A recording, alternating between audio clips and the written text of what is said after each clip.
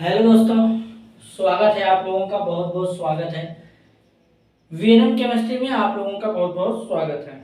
तो बेसिकली बच्चों, आज हम लोग बात करने वाले हैं ईथर के केमिकल प्रॉपर्टी के ऊपर। जैसा कि फिजिकल प्रॉपर्टी तक हम लोगों ने पढ़ लिया है कि ईथर का फिजिकल प्रॉपर्टी कैसा होता है, उसका स्मेल कैसा होता है, वाटर में सॉल्युबल होता है कि नहीं होता है, ये सारा प्रॉपर्टी हम लोगों ने डिस्कस कर लिया है। तो आज हम लोग क्या पढ़ेंगे, ईथर के केमिकल प्रॉपर्टी के ऊपर पढ़ेंगे। लेकिन अब केमिकल रिएक्शन ईथर का देखेंगे जरूर, लेकिन कहां से स्टार्ट करने वाले हैं सबसे पहले, ये बहुत बड़ी बात है। तो यहां पर लिखा गया ईथर में सी सिंगल बॉन्ड ओ का टूटना, मतलब ईथर में जो कार्बन ऑक्सीजन बॉन्ड होता है वो टूटेगा आज। अब कैसे टूटेगा उसी के ऊपर डिस्कस करना है एक एक करके। तो चलिए स्टार्ट करते हैं आज का अपना ये टॉपिक। तो कैसे टूटेगा, तो ये जो कार्बन ऑक्सीजन बॉन्ड है इसको हम लोग ब्रेक करेंगे हाइड्रोजन हैलाइड से। किससे? हाइड्रोजन हैलाइड से, जिसको बेसिकली हम लोग HX भी कहते हैं। तो चलिए बेटा अब हम लोग तोड़ते हैं। तो सबसे पहले हम लोग क्या लेंगे, ईथर लेंगे, ध्यान से समझना, ROR। अब अगर डैश नहीं लगा रहे हैं तो सिमेट्रिकल है, अगर लगा देते तो अनसिमेट्रिकल हो जाता, यही होता ना बेटा।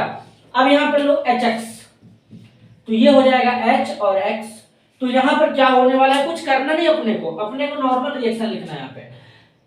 ये यहां से क्या बनेगा, ROH, और यहां से क्या बन जाएगा RX। एक बनेगा एल्कोहल और दूसरा बनेगा एल्काइल हैलाइड। तो ये अपना यहाँ पे प्रोडक्ट बनने वाला है। तो एक एल्कोहल दूसरा एल्काइल हैलाइड बनेगा, और यहां पर ये क्या है, ये है अपना ईथर, और ये क्या है हाइड्रोजन हैलाइड। तो इस तरीके से यहां पर रिएक्शन चल रहा है बेटा। तो कितना आसान रिएक्शन है, इसको आप लोग कर लेंगे, एकदम अच्छे तरीके से कर लेंगे, यही अपना बनता है। चलिए मैं आप लोगों को एक रिएक्शन यहां पे देता हूं, ध्यान से समझिएगा यहां पर होने क्या वाला है। अब देखो बेटा, ये रिएक्शन तो यहीं पे खत्म हो जाता है, ये रिएक्शन यहीं पे खत्म हो जाता है। लेकिन अगर यहां पर हाइड्रोजन हैलाइड वापस से आ जाए तो क्या होगा, ये अपना एल्कोहल है, देखो अपना एल्कोहल है, ये अपना एल्कोहल यहां पे फिर से रिएक्ट कर लेगा HX के साथ में। अगर हाइड्रोजन हैलाइड आएगा तब तो क्या बनेगा, ये भी देख लो। तो यहां से क्या बाहर निकलेगा, यहां से बाहर निकलेगा वाटर, क्या बाहर निकलेगा वाटर, और फिर से क्या बन जाएगा RX बन जाएगा। तो रिएक्शन फाइनली यहां पे समाप्त होता है। लेकिन अगर आप इतना भी लिख करके इसको छोड़ देंगे तो कोई भी प्रॉब्लम नहीं है बेटा, एकदम बिल्कुल सही होगा अपने बोर्ड लेवल पे। क्लियर है, आगे चलते हैं। अब देखिए यहां पर मैं एक जबरदस्त रिएक्शन लिखने जा रहा हूं, पहले आप लोग इसका प्रोडक्ट बनाइएगा। आप लोग कहीं ना कहीं इसको देखे होंगे, आप लोग इस कंपाउंड को कहीं ना कहीं देखे होंगे। इसको क्या कहते हैं, एरोमेटिक ईथर कहते हैं, पता है कि नहीं पता है, इसको अपन एरोमेटिक ईथर कहते हैं। अब यहाँ पे क्या लेंगे, HX लेंगे, हाइड्रोजन हैलाइड। तो इसका प्रोडक्ट अपने को बनाना है, क्या बनाएंगे आप लोग सोचिए और बताइए, कुछ समय में वेट कर लेता हूं। चलिए सोच लिए, बिल्कुल आगे चलते हैं। तो अपना तो क्या बनने वाला है, अपना तो एल्काइल हैलाइड बाहर, यहां से RX बन जाएगा। अब हाइड्रोजन बचेगा, O के साथ में चला जाएगा, तो यहां पर क्या बन जाएगा, यहां पर बन जाएगा फिनॉल। क्या बनेगा बेटा, फिनॉल बनेगा। तो इस तरीके से देखो यहां पे फिनॉल बन जाता है।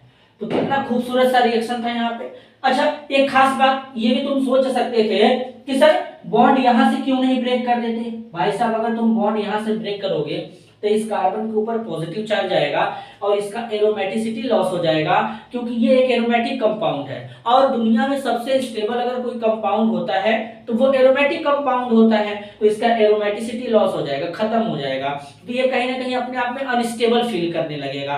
तो प्रोडक्ट बनाना संभव नहीं है, समझ सकते हो। तो ये यहाँ पे बनेगा। क्लियर है, आगे चलते हैं।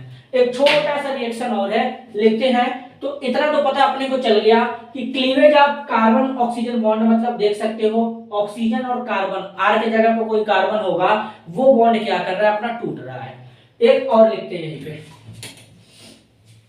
देखते हैं क्या प्रोडक्ट बनता है।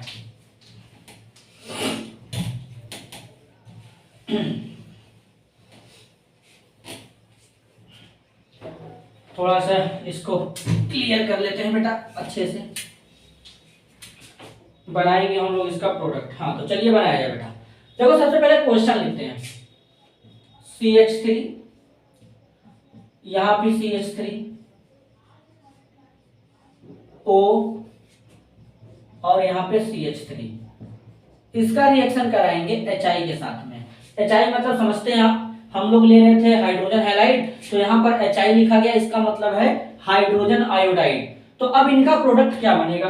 तो सबसे पहले क्या करना है, कार्बन और ऑक्सीजन वाला बॉन्ड तोड़ रहे हैं, तो अब यहां भी तोड़ सकते हैं, ये भी कार्बन ऑक्सीजन वाला बॉन्ड है, ये वाला भी है। अब आप सोचोगे सर तोड़ेंगे कौन सा? अगर यहां से तोड़ेंगे तो ये अनस्टेबल बनेगा, ऑक्सीजन के ऊपर माइनस चार्ज आएगा, बगल में बल्कि ग्रुप लगा रहेगा, इसको इलेक्ट्रॉन दे करके अनस्टेबल कर देगा। तो इसलिए इस वाले बॉन्ड को तोड़ेंगे, तो यहां से बॉन्ड टूटेगा तो स्टेबिलिटी रहेगा। तो यहां से ऐसे क्या बन जाएगा बेटा, या CH3OH। अब क्या बचा, आयोडीन बचा, यहीं पे लगा देंगे तो कुछ इस तरीके से अपना ये बनेगा। देखो CH3 CH3 CH3 और यहां पे क्या लगा देंगे बेटा, आयोडीन लगा देंगे, तो अपना ये फाइनल यहाँ पे प्रोडक्ट बन जाएगा। तो इस तरीके से क्या होता है कि ईथर में कार्बन और ऑक्सीजन वाला बॉन्ड जो होता है टूटता है। तो अब अगला जो केमिकल प्रॉपर्टी है ईथर का, अगले लेक्चर में डिस्कस करेंगे। इसी तरीके से चीजों को छोटे छोटे पार्ट में तोड़ तोड़ कर समझेंगे तो चीजें बहुत ही ज्यादा क्लियर होंगी, और अगर क्लियर होंगी तो हमको समझ में आएगा, और हमको समझ में आएगा तो हम कहीं ना कहीं उसको अच्छे से लिख सकते हैं, अपना परफॉर्मेंस दिखा सकते हैं। तो भाई जलवा ही जलवा, अपना जलवा भी दिखा सकते हैं। तो मिलते हैं अगले वीडियो में, तब तक के लिए धन्यवाद।